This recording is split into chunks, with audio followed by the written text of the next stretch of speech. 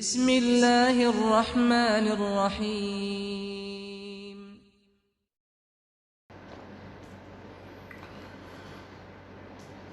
السلام علیکم ورحمۃ اللہ وبرکاتہ.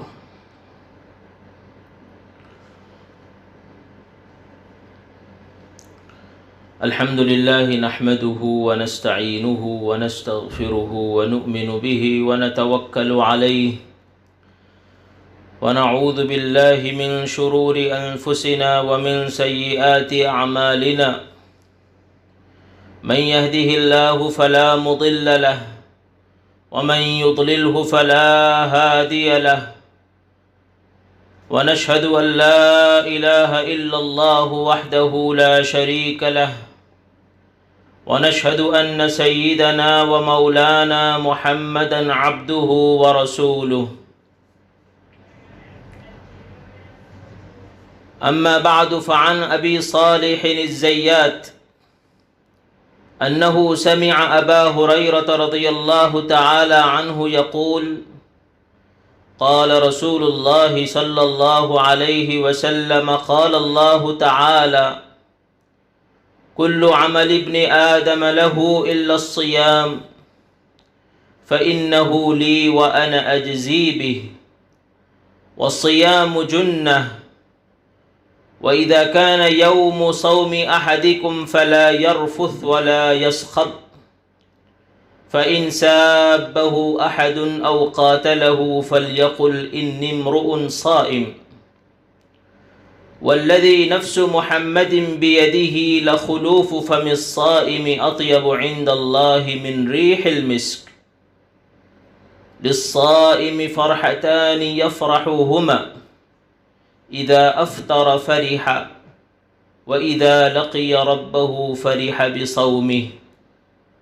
أخرجه الإمام البخاري رحمه الله تعالى في صحيحه.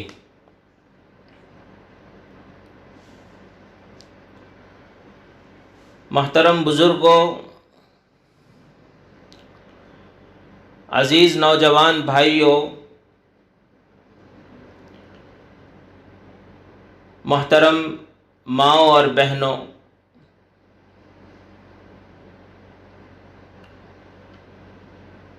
رمضان المبارک کی ان مقدس ساعات میں گفتگو یہ چل رہی تھی کہ اللہ رب العزت نے انسان کو گندے خون کے قطرے سے پیدا کیا، اسے اشرف المخلوقات بنایا، اسے دل عطا کیا، اس کے دل میں اپنا تعلق پیدا کیا، ایک کنیکشن پیدا کیا، اور یہی کنیکشن، یہی تعلق خالق اور مخلوق کے درمیان کا کنیکشن انسان کی سب سے بڑی پونجی ہے، سب سے بڑی دولت ہے،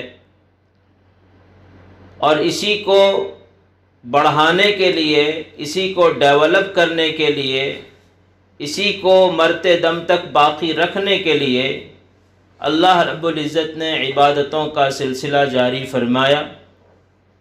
انہی عبادتوں میں سے ایک عبادت روزہ ہے، جس کی وجہ اللہ رب العزت نے قرآن کریم میں لعلکم تتقون سے ارشاد فرمائی کہ روزہ اس لیے رکھا جاتا ہے تاکہ قرب خداوندی حاصل ہو جائے، اللہ رب العزت اور بندے کے درمیان کا جو کنیکشن ہے وہ مضبوط ہو جائے.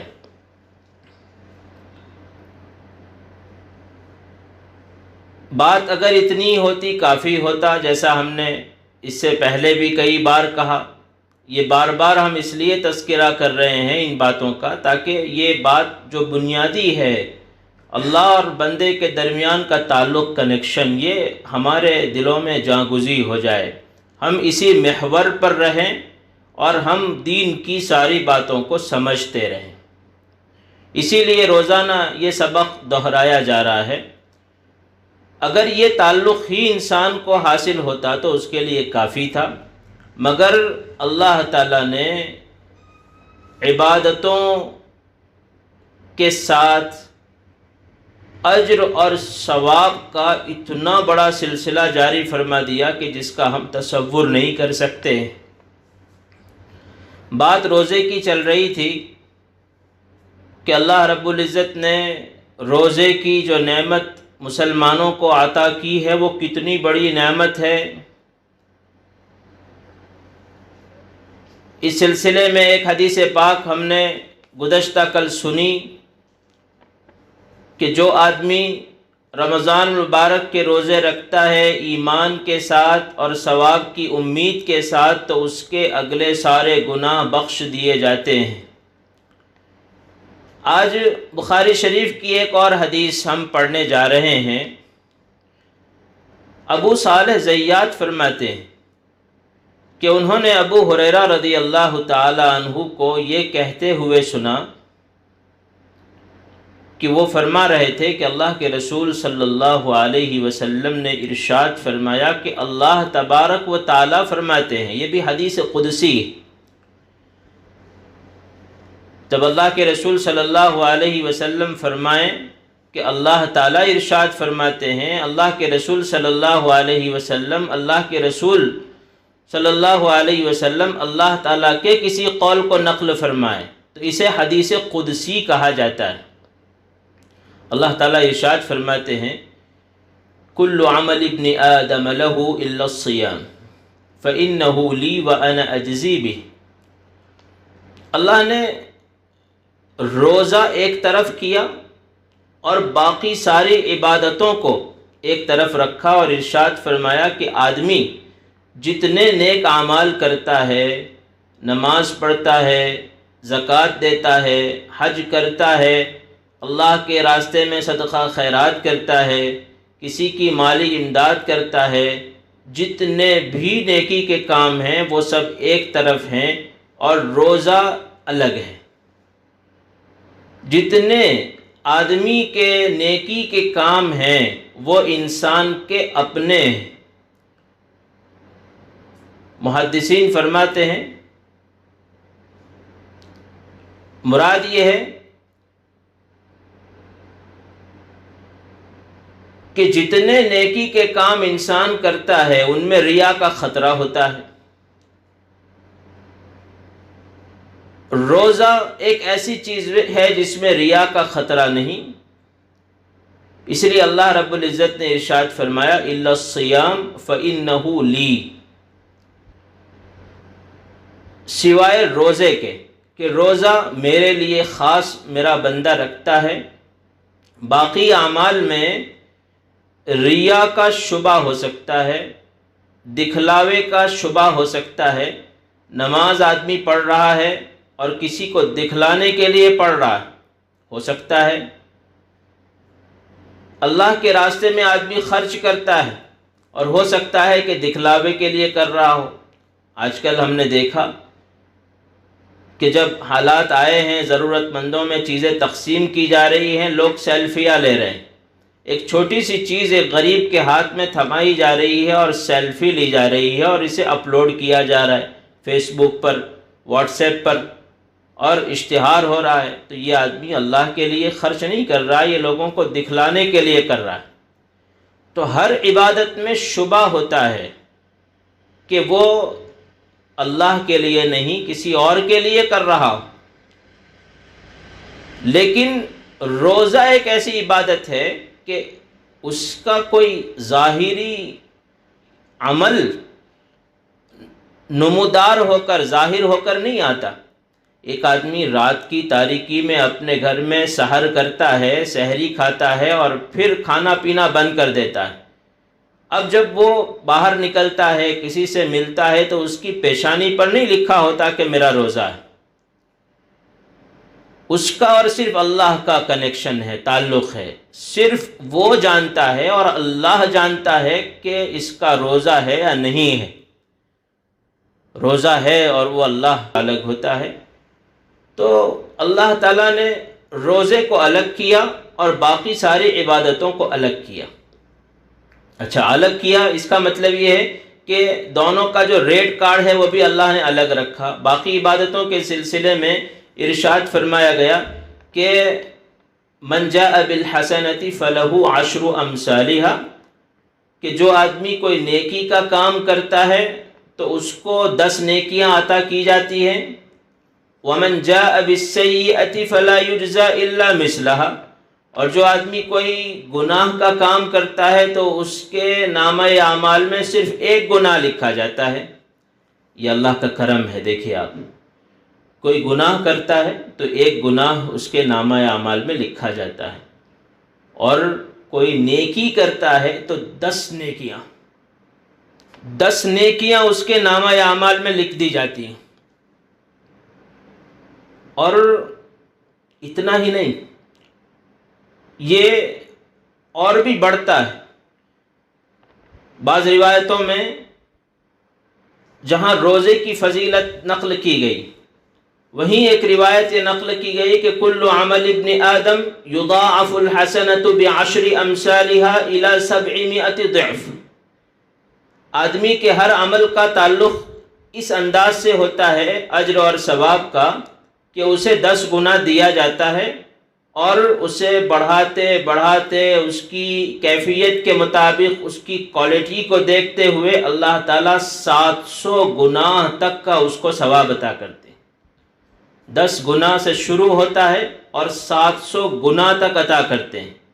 اور اتنا ہی نہیں، قرآن کریم میں جہاں کوئی آدمی اللہ کے راستے میں خرچ کرتا ہے، اس کی ایک مثال، حصی مثال قرآن کریم نے ذکر کی اور مسلمانوں کو سمجھایا کہ بہت بڑے نفع کا سودا کر رہے ہو تم اللہ کے ساتھ، اللہ کے راستے میں خرچ کر کے۔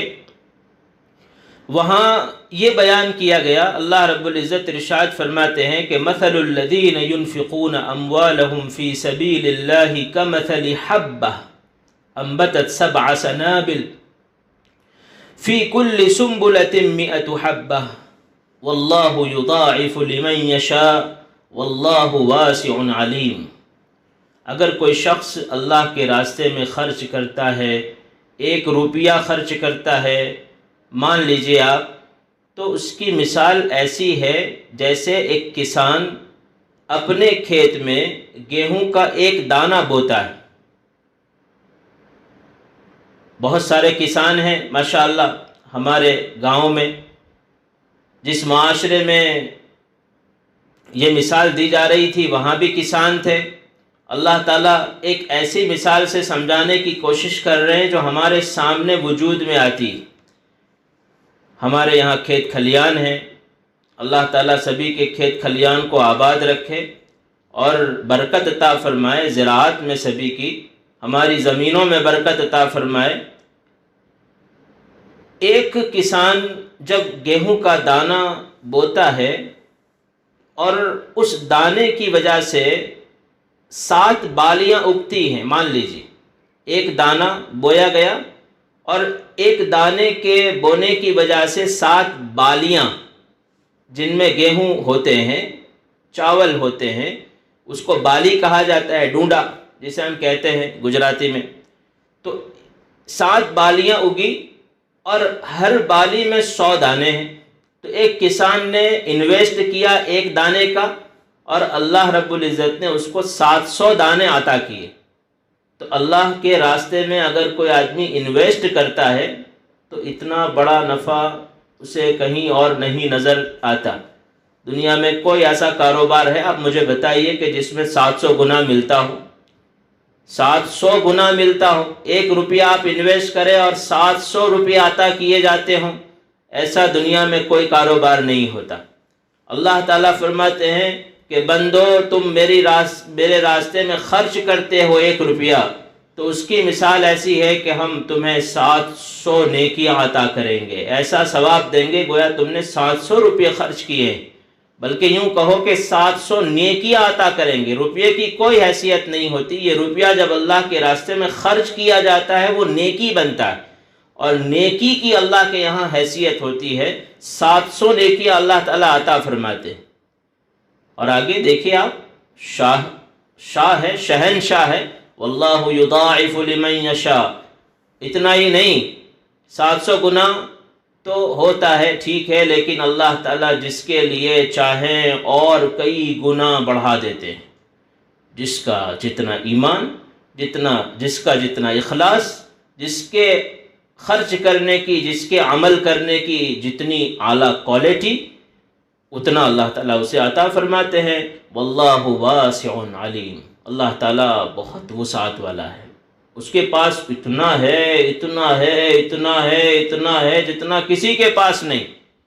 ہم نے حدیث پاک سنی تھی نا، امام مسلم علیہ الرحمہ کی حدیث ہم نے سب سے پہلے دن سنی، حدیث قدسی ہے، پھر ایک بار ہم اس کو دہراتے ہیں، اللہ کی عظمت کو تازہ کرتے ہیں۔ اللہ فرماتے ہیں کہ میرے بندو، اگر تم سارے اول سے آخر تک سارے انسان اور سارے جنات ایک میدان میں کھڑے ہو جاؤ اور اپنی ضرورتوں کو مانگو اور میں تمہاری ساری ضرورتوں کو بیک وقت پورا کر دوں تو میرے خزانے میں سے ذرہ برابر کمی نہیں ہوگی۔ واسع، اللہ تعالیٰ وسعت والے ہیں، اللہ تعالیٰ وسعت والے ہیں، بہت وسعت ہے ان کے پاس، ان کا خزانہ بہت بڑا ہے۔ اور علیم، اللہ تعالیٰ جاننے والے ہیں، اللہ تعالیٰ آپ کی ایک ایک حرکت کو جانتے ہیں، اللہ تعالیٰ آپ کے ایک ایک عمل کو جانتے ہیں۔ فَمَن يَعْمَلْ مِثْقَالَ ذَرَّةٍ خَيْرًا يَرَهُ وَمَن يَعْمَلْ مِثْقَالَ ذَرَّةٍ شَرًّا يَرَهُ، جو آدمی ایک ذرے کے برابر نیکی لے کر آئے گا تو نامہ اعمال میں یہ نیکی کہیں گم نہیں ہوگی، اللہ کے یہاں اس کا اچھا بدلہ اسے دیا جائے گا۔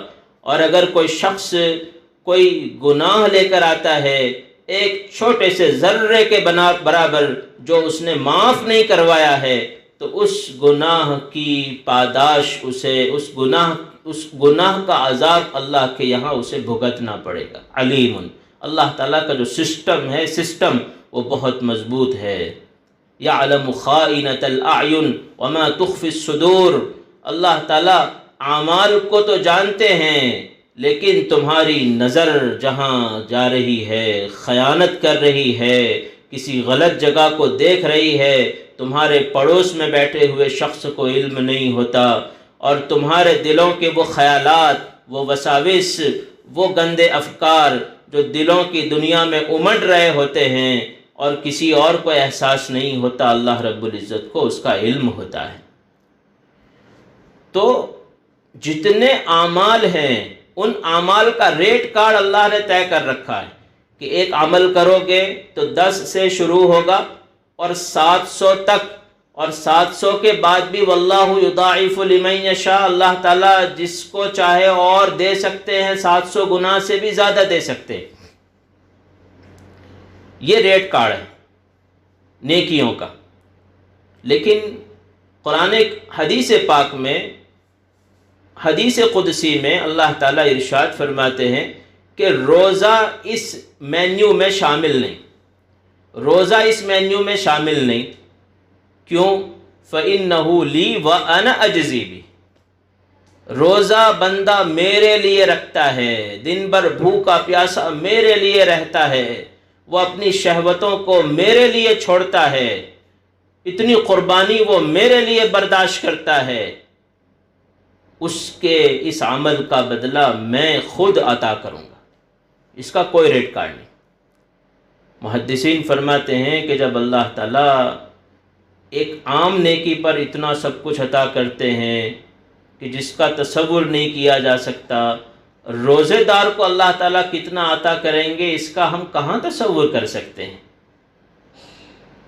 شاہی نوازش اگر ہم دیکھیں دنیا میں کہ کوئی بادشاہ ایک دیہاتی شخص تھا، کسی گاؤں میں رہتا تھا، کھیتی باڑی کرتا تھا۔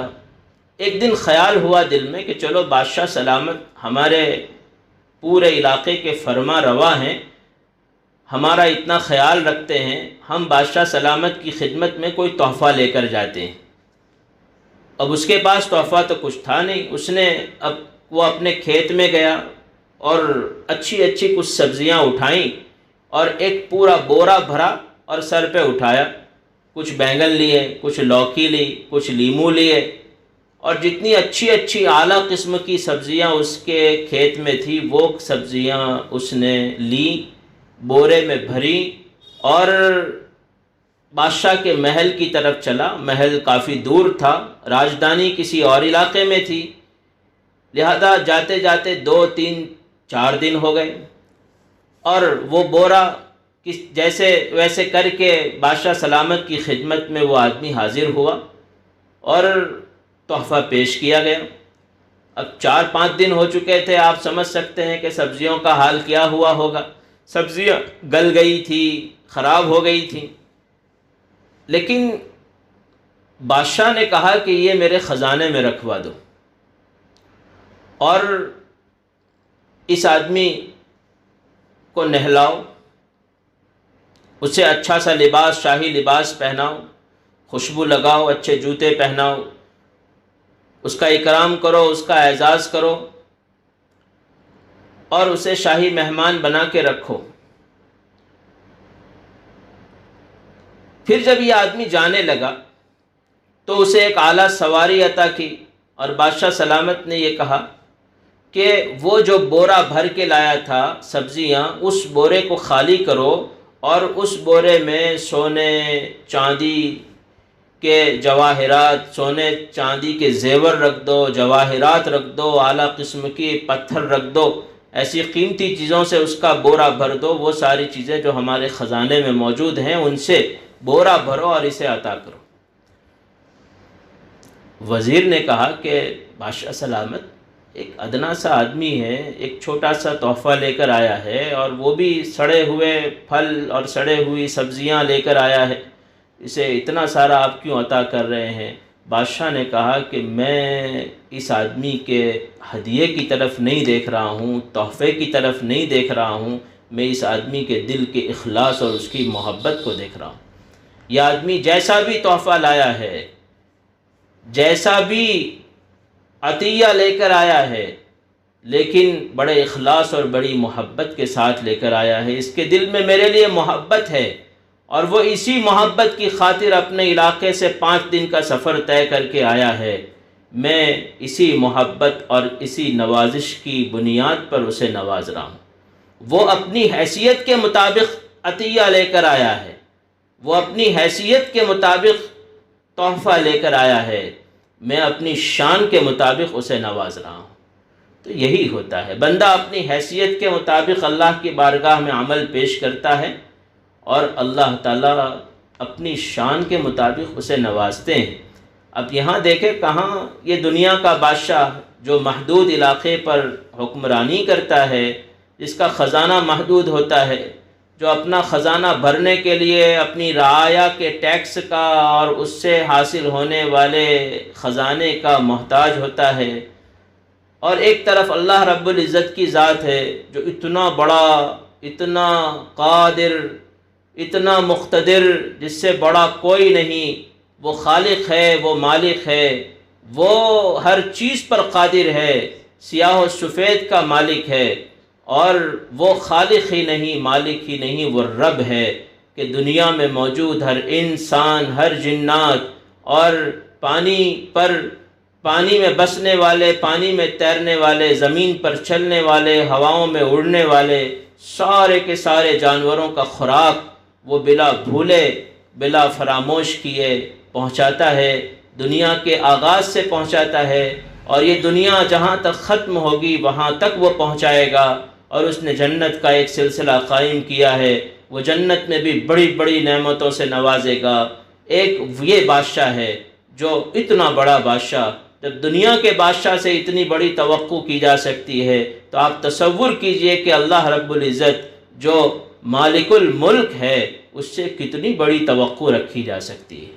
تو یہ حدیث کافی ہے، یہی حدیث کافی ہے ایک روزدار کے لیے کہ اللہ تعالیٰ اس کو اتنا عطا کریں گے کہ جس کا وہ تصور نہیں کر سکتا۔ یہاں ایک بہت اچھا نکتہ حضرت حکیم الامت حضرت مولانا اشرف علی تھانوی رحمۃ اللہ علیہ نے ارشاد فرمایا، تحریر فرمایا، اور واقعتاً حکیم الامت تھے آپ، دانا تھے، دانشمند تھے، عقل مند تھے، اللہ نے عجیب حکمت کی باتیں آپ کے قلم اور آپ کی زبان سے صادر فرمائی۔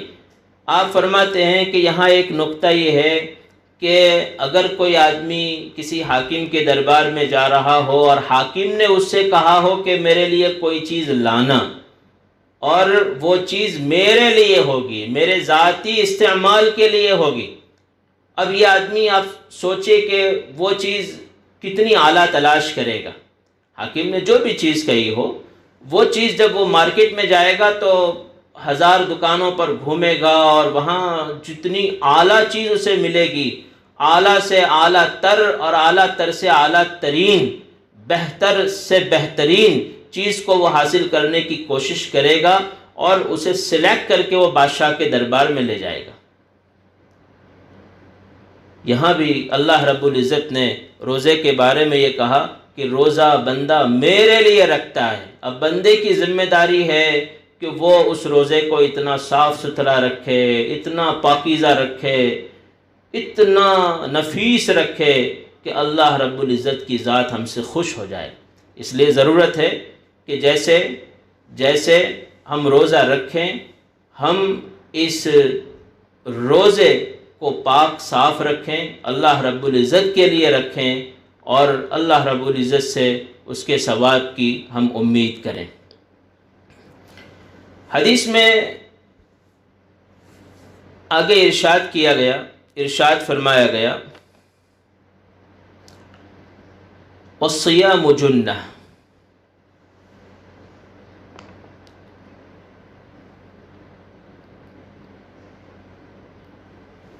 وقت ہو گیا ہے، انشاءاللہ آگے کی بات ہم انشاءاللہ کل کریں گے۔ دعا کرتے ہیں کہ اللہ تعالی ہم تمام کو روزے کی، رمضان کے مہینے کی قدردانی کرنے کی توفیق عطا فرمائے، اور روزے کا اور ساری عبادتوں کا جو مقصد ہے اللہ رب العزت کا قرب اور اس کے ساتھ کا جو تعلق، وہ ہم سب کو عطا فرمائیں، اور ہم تھوڑی دیر کے لیے جہاں بھی بیٹھیں تھوڑی دیر کے لیے غور کریں کہ ہمارے اور اللہ کے درمیان کا کنیکشن اور تعلق مضبوط ہوا یا نہیں۔ یہ سب سے بڑی ضرورت کی چیز ہے۔ اللہ تعالیٰ مجھے بھی عطا فرمائے، ہم سب کو عطا فرمائے۔ وآخر دعوانا الحمدللہ رب